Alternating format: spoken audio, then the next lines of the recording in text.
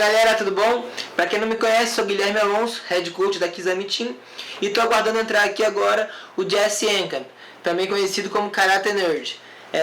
Grande estudioso do Karatê, e a gente vai bater um papo aí, com 30 minutinhos de conversa sobre kata. Então fica ligado, espero que ajude vocês a criarem novas perguntas. Okay, so I was wondering if you could talk about kata, because even you posted another day, everybody's doing kata now. So we are always like discuting, what's the purpose of kata? What do we use it for? And everybody is doing now. So we don't even have to explain why there is a kata, you know. The thing is, we have always been doing kata. Everybody. Yes. Every time you learn something new, you want to go through the movements by yourself, right? And that's kata. It's just a tool for learning. You're reinforcing the neurological pathways in your brain. Let's say, even if you're having a conversation with somebody and you rehearse what you're going to say if you want to sound smart, right? Then you're doing kata within your mind with your words, right? Everything you do by yourself because you want to apply it with somebody else, that's kata. And the Japanese word for kata just means a form or a shape. It doesn't mean punch and kick in thin air. It just means something that you do in a specific predetermined way. And we just use it as a term to label these geometrical patterns where we punch and kick in thin air, but it's much more than that. So when you see people doing Brazilian Jiu-Jitsu by themselves, doing the kimura and the udegara, I mean, what terminology you want to use, right? The Americana, maybe you call it, I don't know. Then he or she is doing kata, even though they don't really know it because they don't use the Eastern or the Japanese terminology at all times. But kata is everywhere. And even outside of martial arts. So when I lived in Okinawa, I learned that there was a specific way you put your shoes at the entrance. It's a kata for how you're supposed to put your shoes. There's a kata when the food tray comes at the restaurant, which way it's supposed to be. So you have your rice and your drink and everything in the proper order. That's also a kata. There is even a kata for how to think. It's called kangai kata. And if you don't think like a Japanese, then you're not following the kata of thinking correctly. And I gotta be honest, after a couple of months, I was so tired of all of these kata that I moved back home. Because I was supposed to live in Okinawa for over a year. But I said, I can't take it anymore. It's too much kata for me because everything has a predetermined response. And that's just not natural for me. A little bit of kata is fine, but not everything kata, right? Yeah, I totally agree, and I gonna get way in your discourse. It's like this. You're saying about kata form and how to do stuff, right? A lot of times where people understand kata like shapes and form as shapes, but actually shouldn't we use kata as a way to do something, like the translation? Exactly. Right? It's not the shape. It's a way that you do something. Your thoughts. How do you eat? Okay. Yes. So in getting your thoughts about too much kata, I'm gonna like to introduce a subject. Is like how much we should attain ourselves in the traditional kata. What do you think about changing stuff, creating stuff? Because sometimes it's too much kata. Yes. This is interesting, and you're not the first person to think about this. Many people have thought about this and written about this and come to different conclusions. Let me propose 3 different options. Number 1 is what perhaps a famous example of a person would be Sensei Patrick McCarthy, who is the Western world's most famous karate researcher and historian. And I know because you know him, right? Yeah. But what he's done is he decided to reinterpret the kata. So he would travel to Southeast Asia and find these old martial arts that he believed created the groundwork for karate originally. And then he created his own kata based on his research, because he thinks they might have looked like this, which means that he knows the exact meaning of each and every movement, because he created the kata, right? So there is no difficulty in then applying these techniques or movements against an aggressive attacker. So that's the first option, right? You create your own kata where the meaning is completely understood, which is a little bit of what you have been experimenting with as well. And I have done the same also. It's a fun thing to do, right? And the second option is what I believe is the most common one. And another famous example for this second option would be Sensei Ian Abernethy, or maybe Sensei Anthony Vinicio, or even you or most people, which is we look at the kata we're practicing today, and we start thinking, how could this be used in self-defense? And so we study self-defense and the different mechanisms that govern a street fight, for example, and then see how can we fit these kata movements into our understanding of self-protection. But sometimes that's like forcing a square peg into a round hole. It just doesn't really work. But in 9 times out of 10, it's okay. Mm-hmm. It might not be the best solution, but I think it's the easiest one, and that's why so many people use it. And then the third option, which is my favorite, but it's the most difficult. It's you travel and you research as far back in time as you can to where you find what you believe is the original solo expression of the kata. And then you try to apply your understanding of fighting to that specific kata. So let me give you an example. Many people look at a kata like Gankaku in Shotokan, right? And then they come up with these crazy bunkai like, you're kicking the samurai off his horse with his high kick. And it makes sense. Why else would you do these kicks above your own head, right? Okay, so if we apply my third option, then you would take it one step further back in history. What came before Gankaku? Oh, it's actually Shinto originally. So you look at styles like Wadoryu or Shitoryu, which still retain this old name, Shinto, right? Because Shotokan changed the name. Yeah. But then you can understand that you can go even further back. Well, where did Wadoryu or Shitoryu's Shinto come from? Oh, it came from Okinawa. It came from the region of Tomari. There is a Tomari Shinto, which gave birth to the modernized version of Shinto, which was modernized by a man named Itosu Anko, right? Who introduced karate to the school system, and then it further modernized throughout the ages until today, right? So in this case, if you want to understand Gankaku, maybe you should look at Tomari Shinto in Okinawa. So that's the method that I like the most, which is because I go to Okinawa a lot, I even went back to China, and it takes a lot of effort, but I like to find what I think is the original version of a kata.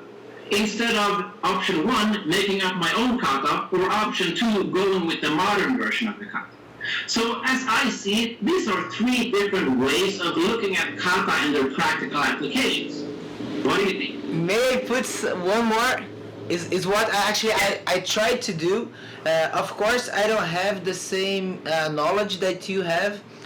You have some good years in front of me in karate, and that was what motivated me to go to KNX, and I keep going. Everybody go to KNX. It's a very good course.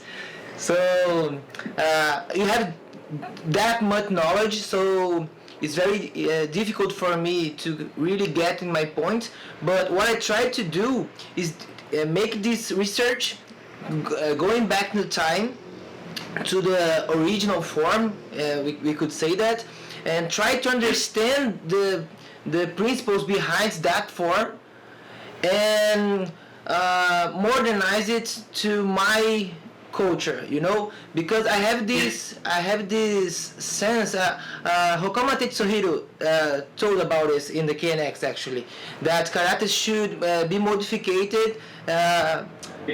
in the country that we are practicing, in the time that we are practicing. So in Brazil we have an other culture of martial arts. You talk about, with Benicio, you know about this. We here fight a lot, so I can actually apply finger joint locks, you know. It's very difficult here in Brazil. So what I try to do is get the concept behind the kata. Is this a kata to control? Is a kata to take down? Is it kata to strike? I don't know. I'm just having some thoughts. And then I try to modernize it to my own experience. What do you think about this? I think that is a great idea, and if you ask the old karate masters, I think they would agree, because they didn't do things exactly like they were taught. I know, because I went to China. I saw regional kata. They don't look the same as in the karate versions, right? Because clearly, when the Chinese martial arts were transmitted to Okinawa, they went through a lot of modification and cultural adaptation already back then. So it's just natural to assume that the same would keep happening through each and every generation. And I think, actually, if you ask the old karate masters, should karate stay the same? I think they'd laugh you out of the room, because that makes no sense. As a teacher, I want my students to be better than I am. That's the job of a teacher. So if we had a time machine and we could bring Funakoshi, Mabuni, Miyagi, Motobu, all of these old pioneers here today, and if they saw that we're still doing this same old shit, they would say, "Are you insane? You have not come anywhere. Where's the progression?" Yeah. So that's what I think, and I think it's completely lying with the original thinking of the masters to keep evolving and keep adapting and take karate to the next level. Otherwise, the art dies. Yeah, you have a great phrase that I love about tradition, that is not repeat the past, but to search what the masters used to search. Can you say that phrase? Yeah, the purpose of tradition is not to follow in the footsteps of the old masters, but to seek what they sought. So if you're walking on the beach and there are footsteps there, at one point imagine that the footsteps stop. Does that mean that you should stop and just stand there? Or would you keep walking and try to search, right? Yeah. That's what I think we should keep doing. I love your analogies. Karate should be fun. I don't get it. Why do people think karate should be so boring? Especially tradition. Yeah, exactly. Now, look, if it wasn't fun, we wouldn't be doing it. Yeah. But another thing that I would like to hear about your opinion is like kata from kung fu, like kachi, right? Is very the fluid movement, and some masters in Okinawa I could see here, I could see there that they still use these movements. It's not like so rigid, some kinds of karate. I would like you to explain or think about it, why this is occurs, and if you think it's good or bad. I don't know. I think that it should always be fluid. It should be flowing, and it should be very circular in nature. If you see somebody doing very straight and stiff karate, it is simply because they are at a low level. That is what I think. I don't think there is straight karate and circular karate, these two different ways of doing it. I just think there is good karate and bad karate. And whenever you start at anything, you will be stiff and awkward. If I go and try to learn ballet or anything else, right, where I'm a beginner, yes, it will I'll look like a robot because I'm scared, right? Because I am low level. But the more I get comfortable with the movements, the more flowing they will become as I mature in the art. And when karate came to mainland Japan, many young people learned it at the universities, right? In Tokyo, Osaka, Kyoto, only for a very short period of time before they were sent to other countries to spread their style, like Shotokan or Shitori, Wadori, Goju, the modern Japanese four big styles, right? But to be honest, they were not masters, which is why I think that in general, the first wave of karate that came to the West was not the best. Okay. And that's why modern karate is stiff and straight, as opposed to the Chinese or Okinawan way, which is more circular in nature. I would like to add something. I don't know if you agree. Think about Shingi Tai, right? The part of Shin. I think you talk about it. If you don't really earn the technique, it becomes stiff, right? But I think it could meaning even in your head, if you don't own the thing, you must show strength, you must show that you're strong, you want to prove everybody that you are strong. And every master that I got to know in my history, the really good ones were very soft. They wouldn't try to show themselves like a strong man. They're always good people. So I think maybe even in the mind part, you have to own the technique in order to get a very good karate. What do you think about it? How do you own the technique? How do you own it? Yeah.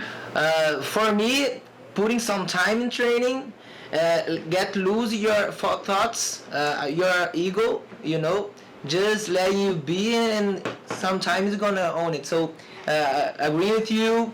You have to train in the first wave of karate masters. Just train for a very short period. They didn't have those famous 10,000 hours that are required for mastery, right? Yeah. Do you really think there is a specific technique in the kata with variations of interpretations?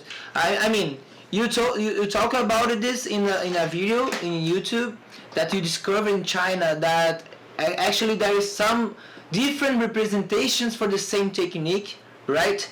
But the guy here adds something. Would you think that masters would teach different application for the same movement according to the period of the student? I mean, if it is a brown belt, I will teach this kind of technique with this movement, and if a second degree, I would show another bunkai. Well, certainly in modern times, I think we are doing that. But according to my own research, there seems to be one specific purpose for each technique in a kata. But the further we get removed from the source or the roots of karate, the less we understand about what the true purpose might be. So we come up with several different explanations, and then we might teach one of those explanations to a white belt, and we might teach a more advanced explanation to a black belt. But in reality, we might not know which one is the original one. That's the way I see it. Yeah, I see that too. And actually, a lot of people think that the graduation, like the Q part, is very old, but actually it's very recent. And traditionally, there's no these degrees. Or you're a student or you're a master, right? And if people are looking for learn some way to defend themselves, there's no need to learn first a basic one and then a advanced one. I mean, now, in 9 times out of 10, advanced techniques are not going to work anyway because they're too different. Yeah, of course. So if I'm trying to learn how to fight, I just get the best techniques and learn from the one. You only need 3 things to fight. You poke them in the eyes, you kick them in the nuts, and you run away. Restore. 3 things. Yeah. I teach you that in 5 minutes. Yeah, that 5 minutes. Yeah, that's great. Man, we are running out of time. I would like to thank you very, very much for this chat. I'm sure that everybody's gonna like. It was really good talking to you, and I hope to see you soon again.